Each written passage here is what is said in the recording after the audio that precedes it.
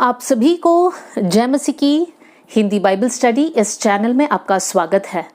आइए मिलकर एक नए संदेश को हम सुनेंगे और आज का ये संदेश विशेष मम्मी लोगों के लिए है, मदर्स के लिए, माताओं के लिए है। तो हम प्रार्थना पूर्वक सुनेंगे कि आज का ये संदेश हम माताओं के लिए ये एक बहुत आशीष का कारण बने।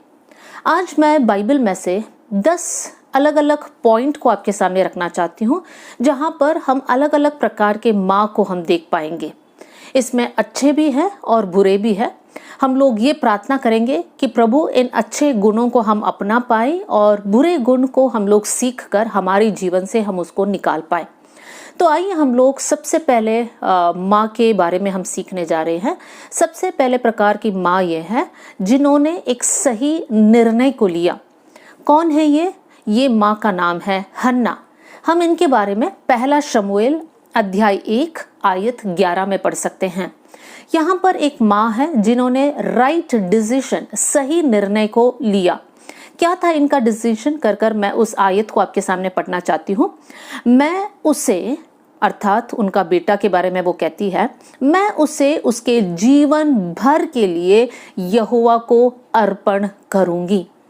हन्ना के पास संतान नहीं था और वो प्रार्थना करती है, प्रभु आप मुझे एक संतान देना।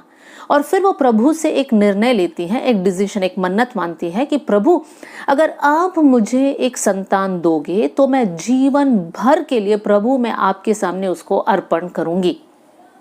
एक माँ का एक निर्णय। मेरे प्रियो, इस माँ का निर्णय हमारा निर्णय होना चाहिए। बहुत से वक्त जब हम बच्चों को बढ़ाते हैं, हम जो नहीं कर पाए और हम इच्छा रखते थे कि हम ये बात करें लेकिन हमसे नहीं हो पाए, उन बातों को हम हमारे बच्चों के द्वारा कराना चाहते हैं। फॉर एग्जाम्पल, अगर एक पिता इंजीनियर बनना चाहते थे लेकिन इंजीनियर नहीं बन पाए, तो उनका ये सपना है कि मेरा बेटा बड़ा होकर इंजीनियर बनेगा। या फिर अगर एक माँ कुछ बनना चाहती थी, फॉर एग्जाम्पल डॉक्टर बनना चाहती थी और वो नहीं बन पाए, तो वो यही चाहत रखती हैं कि मेरी बेटी या मेरा बेटा आगे जाकर डॉक्टर बने। बहुत सारी हमारी इच्छाएं जो हम हमारे बच्चों के बारे में रखते हैं वो ये हैं, जो हम नहीं बन पाए हमारे बच्चे वो बनना चाहिए, और हम सोचते हैं कि वही उनके लिए सही निर्णय है।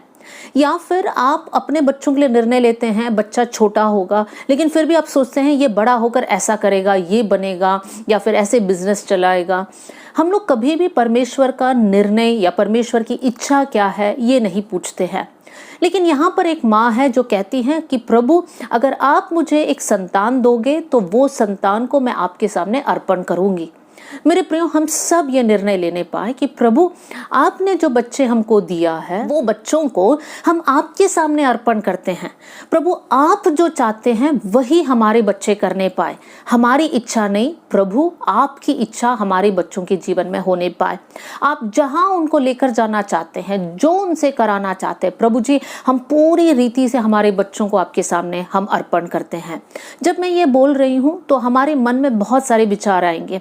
हो सकता है हम सोचते हैं हमारे सारे बच्चे पास्टर्स बनेंगे। नहीं मेरे प्रियो, परमेश्वर की इच्छा के अनुसार हमारे बच्चे बनना है। अगर प्रभु का एक बुलाहट है तो वो उस मार्ग में चले। नहीं, परमेश्वर उनके द्वारा कुछ और बातों को कराना चाहता है तो उस मार्ग में वो लोग आगे बढ़े। तो सबसे पहले जो माँ के बारे में हमने सीखा, एक माँ जिन्होंने सही निर्णय को लिया।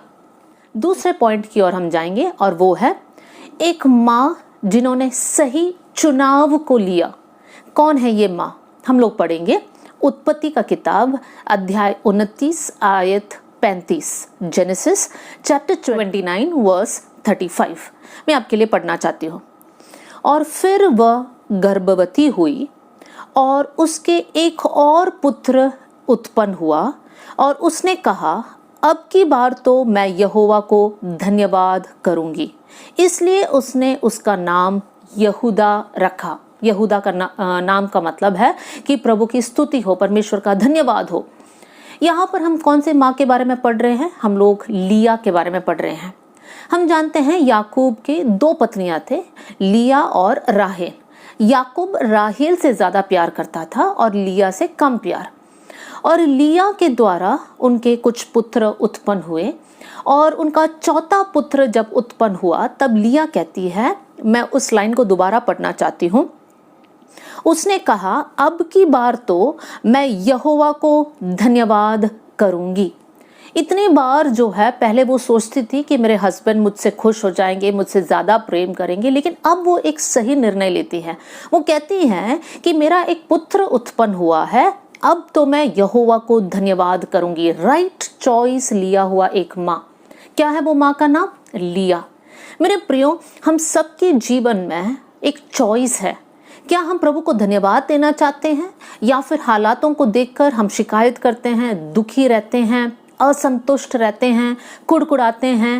लेकिन यहाँ पर हम एक माँ को देख रहे हैं जिन्होंने एक सही चुनाव को लिया, एक राइट चॉइस को बनाया। इसलिए मैं आज इस वचन को आपके सामने रखना चाहती हूँ कि हम भी हमारे जीवन में ये डिसीजन को ले कि प्रभु, हर विषय में हम आपको धन्यवाद करेंगे। बहुत से वक्त हमारे बच्चों को देखकर, हमारे परिवार को देखकर हम असंतुष्ट हैं। हमको लगता है ये ऐसा नहीं, ऐसा होना चाहिए, हमारे बच्चे ऐसे बढ़ना चाहिए। हो सकता है आप सही भी है, लेकिन हर बात में धन्यवाद देना परमेश्वर का एक नियम है। पहला थिस्सलुनीकियों अध्याय 5 में हम इस बात को पढ़ते हैं कि हर बात में परमेश्वर को धन्यवाद देना। हर बात मतलब वो बात आपके सामने सही भी होगा, या फिर उस बात को देखकर आप निराश भी होंगे, तो भी हम लोग ऐसी माँ रहे जो बच्चों को देखकर, अपने परिवार को देखकर हम प्रभु से कहे, प्रभु थैंक यू जीसस, धन्यवाद परमेश्वर। हम तीसरे प्रकार की माँ की ओर हम बढ़ेंगे, और उसके लिए हम पढ़ेंगे निर्गमन का किताब अध्याय 2 और उसका 2 और 3 आयत। यहाँ पर हम एक माँ के बारे में पढ़ेंगे जो उनके बच्चों के प्रति बहुत समर्पित थी, और वो माँ का नाम है योकेबेद। इतना कमिटमेंट, इतना समर्पण, उनका समर्पण को हम कैसे देख सकते हैं? योकेबेद जब मूसा को जन्म देने का समय आए, उस समय पर फिरौन राजा ने एक नियम निकाला था कि जितने इब्री लड़के का जन्म होगा उन सबको नील नदी में फेंका जाना चाहिए, उनको खत्म कर देना चाहिए। और यहाँ पर योकेबेद को यह नियम पता है। वो एक बच्चे को जन्म देती है और वो देखती हैं कि वो बच्चा बहुत सुंदर है, और इसलिए 3 महीने तक वो उस बच्चे को छिपा कर रखती है। कितना बड़ा समर्पण है! योकेबेद एक बच्चे को, अपने बच्चे को छिपा कर रख रही है। आप सोचेंगे उसमें कौन सी बड़ी बात है? यहाँ पर योकेबेद राजा के नियम के खिलाफ जा रही है। अगर योकेबेद पकड़ी जाएगी तो उसे खत्म किया जाएगा, क्योंकि वो राजा के खिलाफ काम कर रही हैं। 3 महीने तक कितना मुश्किल होगा एक माँ को अपने बच्चे को छिपा कर रखना, ताकि बच्चे का रोने का आवाज बाहर ना जाए। उसके बाद उसे पता चलता है अब मैं इस बच्चे को छिपा कर नहीं रख सकती, तो वो एक टोकरी बनाती है और अपने बच्चे को उस टोकरी में रखकर नील नदी में उन घासों के बीच में रख देती है। यहाँ पर एक माँ का समर्पण, वो किसी भी हालत में अपने बच्चे को संभाल कर सुरक्षा देना चाहती है। मेरे प्रियो, इस माँ का समर्पण को देखिए कि सिचुएशन या परिस्थिति उसके खिलाफ है, फिर भी वो ये निर्णय लेती है, फिर भी वो समर्पित है कि मैं अपने बच्चे को संभाल कर रखूंगी, उसको नील नदी में मैं नहीं फेंकूंगी। आज हम भी इसी समर्पण के साथ हमारे बच्चों को हम लोग पाल कर पोस कर आगे बढ़ाए। कौन सा समर्पण? कि हम हमारे बच्चों को सुरक्षित रखेंगे। हम कैसे सुरक्षित रखेंगे? मैं आत्मिक रीति से कहना चाहती हूँ, हम कैसे सुरक्षित रखेंगे? हमारे बच्चों के ऊपर हम लोग नजर रखेंगे कि वो लोग कौन सा कार्टून देख रहे हैं। मेरे प्रियो, हर कार्टून हमारे बच्चों के लिए अच्छा नहीं है। जो बातें गलत दिखाया जा रहा है, उन कार्टून को हमारे बच्चों को ना दिखाएं। साथ में हम लोग ये समर्पण लेंगे कि हमारे घर के अंदर हम लोग गलत शब्दों का उपयोग नहीं करेंगे, ताकि हमारे बच्चे गलत शब्दों का प्रयोग स्वयं ना करें। हमारे घर के अंदर हम किसी और की बातें या किसी और की चुगली हम नहीं करेंगे। हमारे अंदर वो समर्पण होना चाहिए। हम इसलिए करें ताकि हम हमारे बच्चों को सुरक्षित रखना चाहते हैं। उनको गलत दोस्ती में या उनके दोस्तों पर भी हम एक नज़र रखेंगे। अगर वो लोग गलत दोस्ती में जा रहे हैं, बड़े होने के बाद हम उनको वहाँ पर रोकेंगे। मेरे प्रियो, हमारी जिम्मेदारी, माँ होने के नाते हमारी जिम्मेदारी है कि हम प्रभु के प्रति समर्पित रहें, कि हम हमारे बच्चों को सुरक्षा देंगे। आज कितने बच्चे झूठ बोलते हैं। बच्चों ने कहाँ से सीखा है? कहीं ना कहीं उन्होंने देखा है कि घर के अंदर ही लोग झूठ बोल रहे हैं। माँ अपने हस्बैंड से या पिता से झूठ बोल रही हैं, तो बच्चा क्या सीखता है कि हाँ झूठ बोलना नॉर्मल है, तो बच्चा भी झूठ बोलना सीखता है। हम समर्पित रहें, हम जोखिम उठाए और हमारे बच्चों को हम सुरक्षित रखें। मेरे प्रियो, जैसे योकेबेद रिस्क उठाती है, जोखिम उठाकर अपने बच्चे को सुरक्षा देती है, वैसे ही हम भी बहुत से वक्त हमारे लिए ज़रूरी बन जाता है कि हम जोखिम उठाकर हमारे बच्चों को सुरक्षा देने पाए। आइए हम लोग चौथी बात की ओर हम बढ़ेंगे। चौथे प्रकार की माँ वो है जो अपने बच्चों को सिखाती है, और टीचिंग मदर। और उसके लिए मैं पढ़ना चाहती हूँ नीति वचन अध्याय 1 आयत 8 और 9, प्रोवर्ब्स चैप्टर 1 वर्स 8 एंड 9। यहाँ पर जो लिखा है उस आयत को मैं पढ़ना चाहती हूँ। हे मेरे पुत्र, अपने पिता की शिक्षा पर कान लगा और अपनी माता की शिक्षा को ना तज। नीति वचन राजा सुलेमान के द्वारा लिखा गया है। राजा सुलेमान अपना पुत्र, अपना बेटा को ये बात सिखाता है कि अपना पिता और अपने माता की शिक्षा पर कान लगाना है, उसको तुच्छ नहीं समझना है। सुलेमान इसलिए ऐसा कह पाता है क्योंकि सुलेमान ने खुद अपना पिता और अपने माँ से शिक्षा पाया होगा। कौन है सुलेमान की माँ? बेतशेबा। हम लोग अध्याय 1 आयत 11 में पढ़ सकते हैं, बेतशेबा सुलेमान की माँ थी। तो बेतशेबा के ओर से सुलेमान ने बहुत ज्ञान पाया होगा। हाँ, ये 100% श्योर है कि परमेश्वर ने सुलेमान को बुद्धि और ज्ञान दिया, लेकिन ये भी उसके साथ में सच है कि उसके माँ ने भी उसके जीवन में बहुत कंट्रीब्यूट किया, जिसके कारण सुलेमान बुद्धिमान हुआ। तो मेरे प्रियो, यहाँ पर हम देख सकते हैं एक माँ जिसने अपने बच्चे को सिखाया, पढ़ाया, ज्ञान दिया, सही क्या है, गलत क्या है, कैसे सेवा करना है, इन सारी बातों को सिखाया। जब हम लोग नीति वचन अध्याय 31 को हम पढ़ते हैं, वहां पर भी हम देख सकते हैं एक माँ ने एक राजा को कैसे ज्ञान दिया ताकि वो जान पाए कि एक बुद्धिमान स्त्री कौन है। तो आज हम लोग ये निर्णय लेने पाए कि हम हमारे बच्चों को सिखाने वाले बन जाएं। हम उनको क्या सिखाएं? दोनों हमको सिखाना है, स्कूल की बातों को भी सिखाना है और आत्मिक बातों को भी सिखाना है।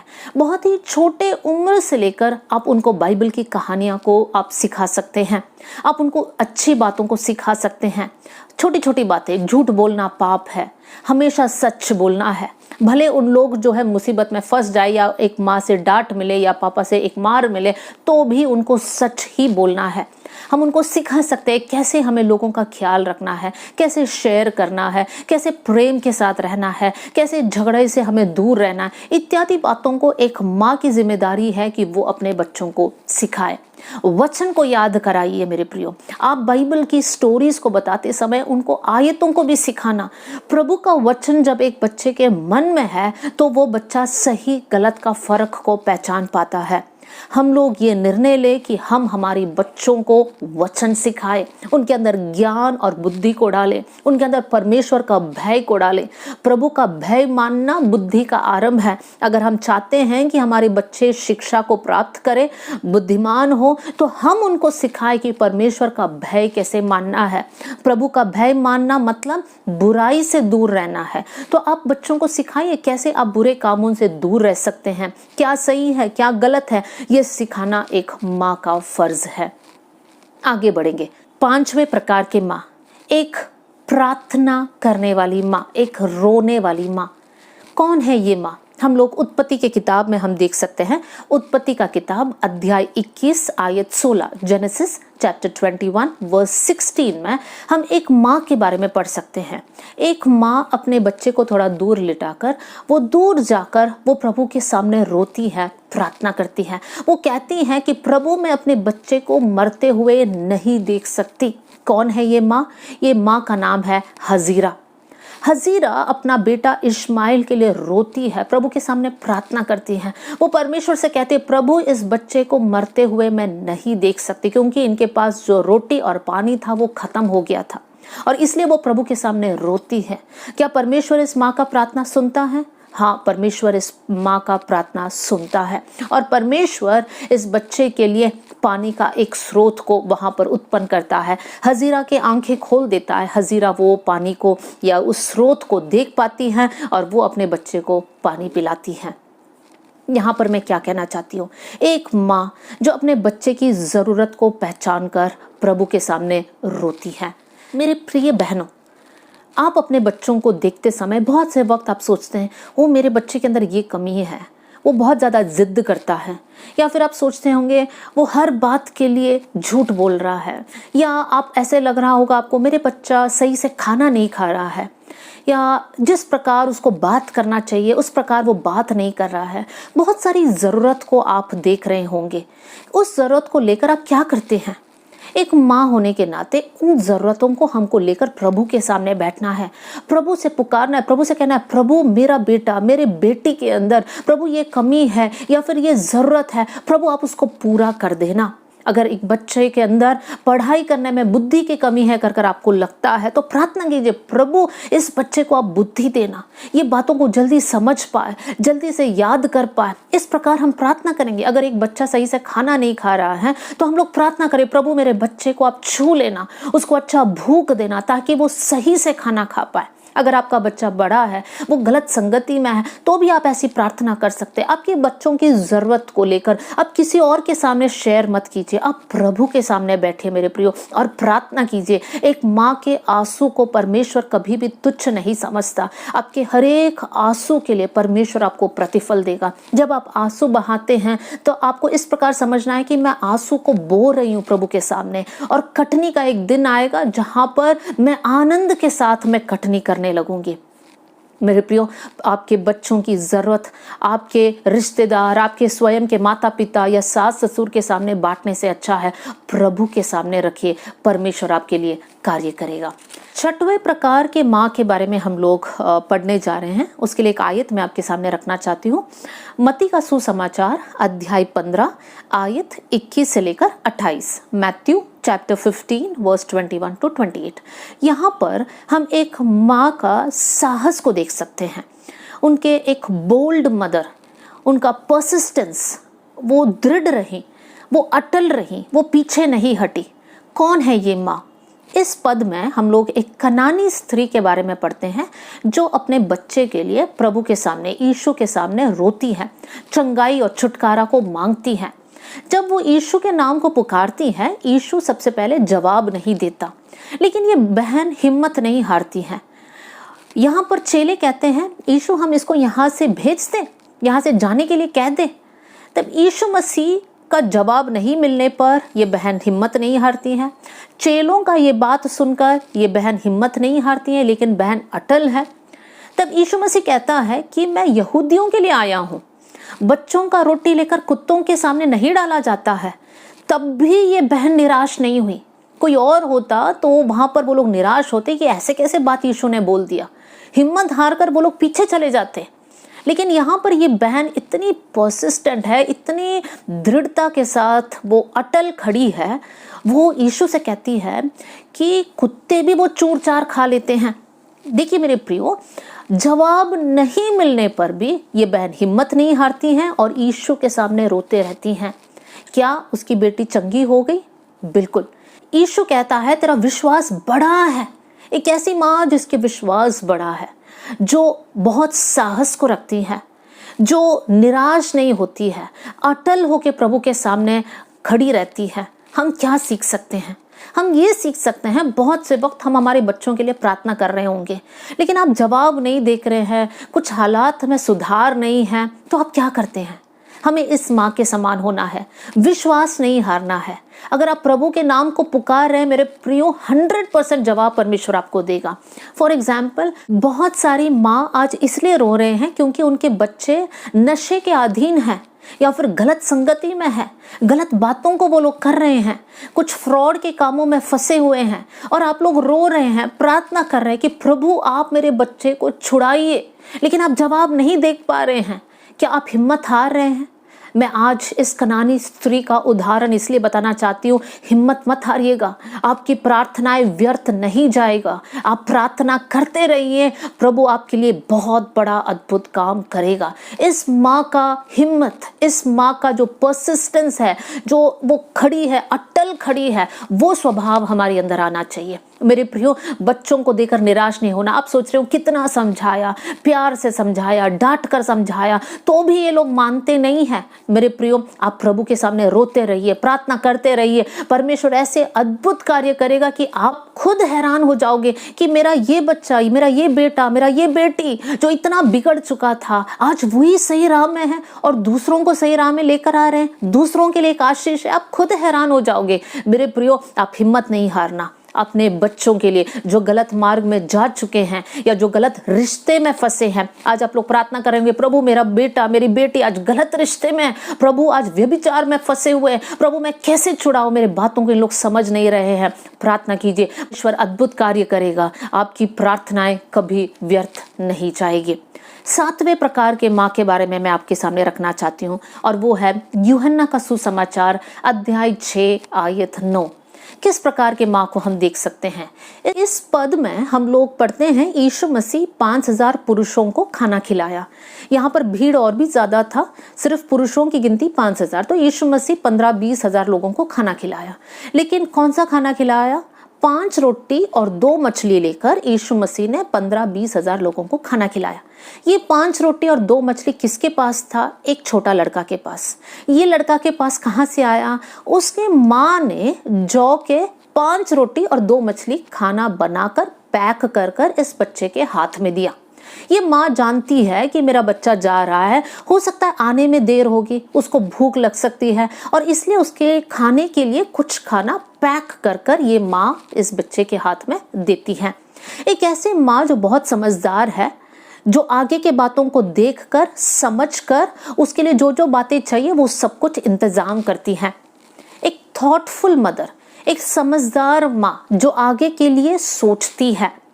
मेरे प्रियो, ये एक माँ ने कभी नहीं सोचा कि मेरे घर में बनाया जाने वाला 5 जौ की रोटी से यीशु मसीह इतने बड़े भीड़ को खाना खिलाएगा।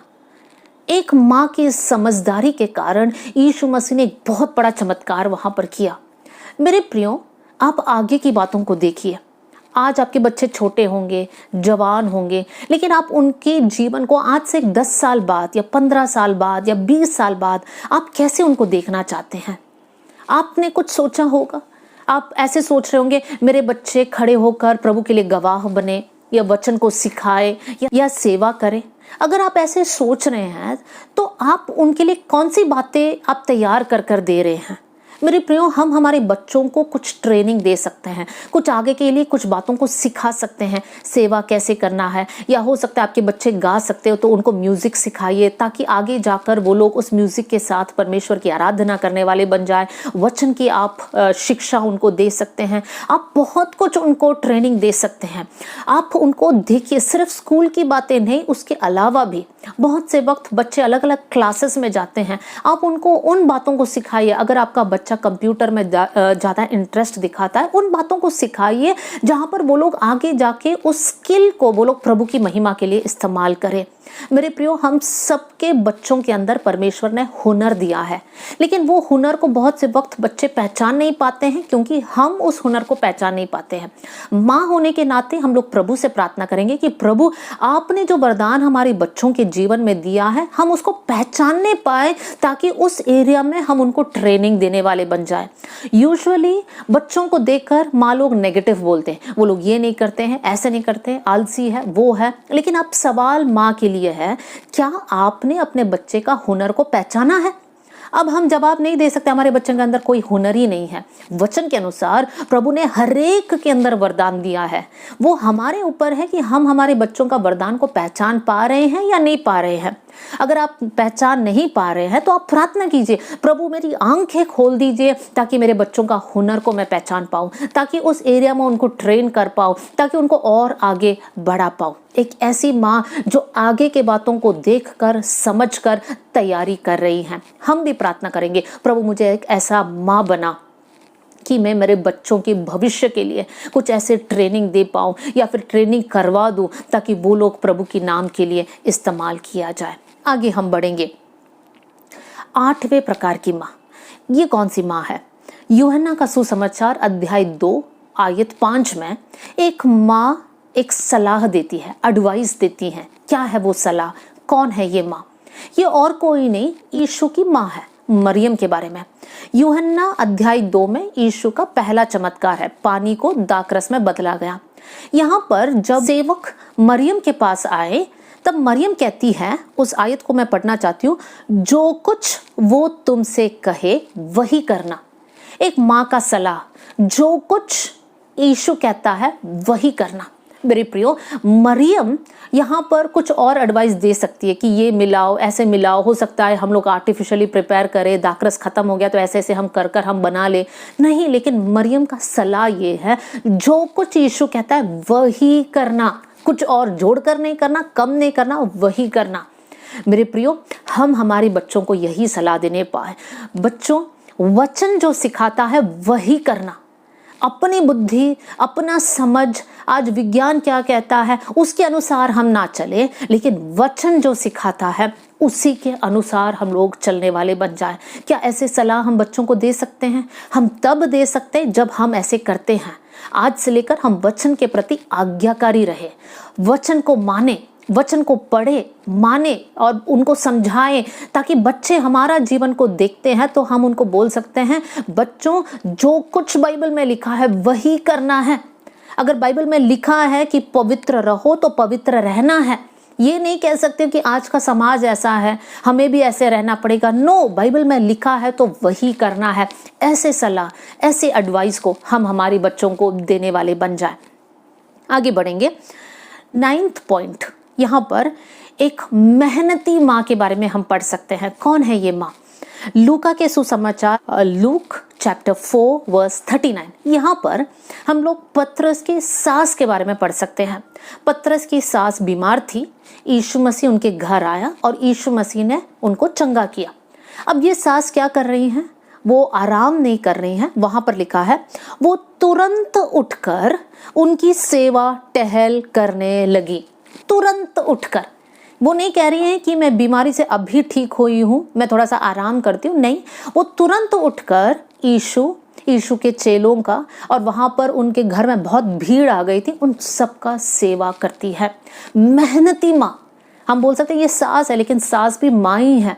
एक मेहनती माँ, सेवा करने का एक भावना रखने वाली माँ। मेरे प्रियो, हम माँ होने के नाते हमारी जिम्मेदारी सिर्फ बच्चों के प्रति नहीं है। हाँ, सबसे पहले बच्चों के प्रति है, लेकिन ये भी समझना है, हमें प्रार्थना करना है, प्रभु हम कलीसिया में हम लोगों की सेवा कैसे कर सकते हैं? प्रभु आप हमें बताइए। लुदिया नामक बहन पौलुस को विवश करती है कि आप मेरे घर में आइए। शूनेम वासी स्त्री अपने पति से कहकर वो लोग दोनों प्रभु के दास एलीशा को विवश करते हैं कि आओ हमारे घर में खाना खा लो, यहाँ पर आराम कर लो। सेवा करने वाले कुछ माँ के बारे में हम पढ़ सकते हैं। मेरे प्रियो, आप किस प्रकार की माँ है? क्या आप सेवा कर रहे हैं? नहीं है तो मैं पूछना चाहती हूँ, क्या सेवा करने की इच्छा है? वो भी नहीं है तो प्रार्थना कीजिए, प्रभु मेरे अंदर एक मन देना ताकि मैं सेवा कर पाऊँ। अगर आपके पास मन है लेकिन आप कर नहीं पा रहे हैं तो आप प्रार्थना कीजिए, प्रभु मेरे अंदर सेवा करने का एक मन है, मैं क्या करूँ, आप मुझे बताइएगा। तबीता कपड़े सिलती थी। मेरे प्रियो, हम सबके पास अलग अलग हुनर है। हम में से कुछ बहनें अच्छा खाना बना सकते हैं, कुछ सिलाई कर सकते हैं, कुछ सेवकाई कर सकते हैं, कुछ अतिथि सत्कार कर सकते हैं, कुछ गा सकते हैं, कोई लोग प्रचार कर सकते हैं। अलग अलग हुनर हैं हमारे पास। आप पहचानिए और प्रभु की महिमा के लिए, उसके लिए आप मेहनत कीजिए, सेवा कीजिए। सेवा घर से शुरू होना चाहिए। घर के काम करने के बाद फिर आप आगे सेवा के लिए जा सकते हैं। अगर ऐसी कोई बहन है जो घर को इग्नोर कर रही है और बाहर सेवा करती है तो मेरे प्रियो, कहीं ना कहीं गड़बड़ी है। हमारी सेवा के एरिया में हमें ध्यान देना है। हम पहले एक पत्नी हैं, एक माँ हैं, वो जिम्मेदारी को हमें निभाना है और फिर हमें सेवा करना है। सबसे पहला बुलाहट जो प्रभु ने हमें दिया वो एक माँ का बुलाहट है, एक पत्नी होने का बुलाहट है। ये बुलाहट को पूरा करें और फिर हम लोग सेवकाई में भी आगे बढ़े। आगे 10वां पॉइंट, अब मैं 2 माँ को ऐसे बताना चाहती हूँ जिनका उदाहरण या जिनका जीवन को देखकर हमें उसको सीखना है, लेकिन फॉलो नहीं करना है, उसका पालन नहीं करना है। कौन कौन सी बातों का पालन हमें नहीं करना है? 2 बातें। सबसे पहले मैं रिबका के बारे में कुछ बातों को कहना चाहती हूँ। रिबका एक बहुत अच्छी स्त्री है, इसहाक के साथ उनका शादी कैसे हुआ, ये सारी बातों को हम पढ़ सकते हैं। लेकिन उनके अंदर एक कमी थी, और वो कमी ये थी कि उन्होंने अपने बच्चों के साथ पक्षपात किया। मैं पढ़ना चाहती हूँ उत्पत्ति अध्याय 25 आयत 28, जेनेसिस 25 वर्स 28। यहाँ पर हम पढ़ सकते हैं, रिबका याकूब से प्रीति रखती थी। रिबका के पास 2 बच्चे थे, एसाव और याकूब। तो पिता का नाम है इसहाक। इसहाक एसाव से प्यार करता था और रिबका याकूब से प्यार करती थी। यहाँ पर 2 जुड़वे बच्चे, लेकिन पिता ने भी पक्षपात किया और माँ ने भी पक्षपात किया। इस बात से हम सीख सकते हैं, और बाद में भी हम जाकर देख सकते हैं इन भाइयों के बीच में लड़ाई होती थी। क्यों? क्योंकि कहीं ना कहीं हम बोल सकते थे यही था वो रीज़न। मेरे प्रियो, माँ होने के नाते प्रभु ने जितने भी बच्चे हमको दिया है उन सबको एक जैसे प्रेम करने पाए। सबके पास अलग अलग हुनर है। आपके कुछ बच्चे पढ़ाई में तेज होंगे, कुछ बच्चे कुछ और एरिया में वो लोग और बुद्धिमान होंगे, लेकिन हम उनको कंपेयर ना करें, उनकी तुलना ना करें। प्रभु ने सबको अलग रीति से बनाया है और सब परमेश्वर के नज़र में श्रेष्ठ है। तो हम पहचाने कि कौन सा हुनर परमेश्वर ने किसको दिया और उनमें उसको आगे बढ़ाने वाले हम बन जाए, ना कि उनको कंपेयर करें। हम प्रार्थना करें कि प्रभु मुझे ऐसी माँ बना कि कभी भी मैं अपने बच्चों के बीच में पक्षपात ना करूं। बहुत से वक्त हम दिल से तो नहीं करते हैं, लेकिन कभी हम एक बच्चे की तारीफ बहुत ज़्यादा कर देते हैं दूसरों के सामने, और तो दूसरा बच्चा बुरा मान लेता है। तो कहीं ना कहीं उसको लगता है मेरी माँ मुझसे प्यार नहीं करती है, यहाँ पर पक्षपात हो रहा है। तो अनजाने में भी जो है हमारे कुछ स्वभाव के कारण हमारे बच्चों के बीच में जेलसी उत्पन्न हो सकता है। इसलिए हम प्रार्थना करें कि प्रभु हम कभी भी पक्षपात ना करें, हमें बुद्धि दे, ज्ञान दे, ताकि हम अच्छी माँ बन पाए। दूसरा उदाहरण जिसका पालन हमें नहीं करना है वो मैं पढ़ना चाहती हूँ, मत्ती का सुसमाचार अध्याय 20 आयत 20 और 21, मैथ्यू चैप्टर 20 वर्स 20 एंड 21। यहाँ पर एक माँ यीशु के पास आती है और यीशु से कुछ बातों को कहती है। क्या कहती है? वो यीशु से कहती है, यीशु ये वचन दे कि मेरे ये 2 पुत्र तेरे राज्य में, एक तेरे दाहिनी ओर और एक तेरे बाएं ओर बैठे। जबदी के 2 पुत्र थे। तो जबदी की पत्नी जो है यीशु के पास आकर कहती है, मेरे जो 2 बच्चे हैं, एक आपके दाएं ओर बैठे और एक आपके बाएं ओर बैठे। उस पद को जब हम आगे बढ़ते हैं बाद में हम देख सकते हैं, ये सुनकर बाकी के 10 चेले बहुत क्रोधित हुए। एक ऐसी माँ जो बहुत स्वार्थी है, दूसरों के बारे में नहीं सोचती, सिर्फ अपने बच्चों को आगे बढ़ाना चाहती है। हम ऐसे भी ना बने। बहुत से वक्त हम माँ होकर हम स्वार्थी बन जाते हैं, क्योंकि हम चाहते हैं हमारे बच्चे ही सबसे आगे रहे। मेरे प्रियो, आप ये ना चाहे कि हमारे बच्चे सबसे आगे बढ़े, दूसरों से भी आगे बढ़े। हमें ये प्रार्थना करना चाहिए कि प्रभु आप हमारे बच्चों को आगे बढ़ाना, हमारे बच्चे आगे बढ़ने पाए, आपकी इच्छा के अनुसार वो लोग आपकी मर्जी के अनुसार सबसे श्रेष्ठ रहे। लेकिन हमारे अंदर ये विचार ना आए कि दूसरों को हराना है। हम जब हमारे बच्चों के लिए प्रार्थना करते हैं, ये भी समझना है दूसरे माँ भी अपने बच्चों के लिए प्रार्थना कर रहे हैं। इसका मतलब क्या है? हम लोग ऐसे प्रार्थना करेंगे तो एक ऐसे समाज हमारे सामने आएगा जहाँ पर सब अच्छे लोग होंगे। कैसे होंगे? जब हम हमारे बच्चों के लिए स्वार्थ बिना हम प्रार्थना करते हैं।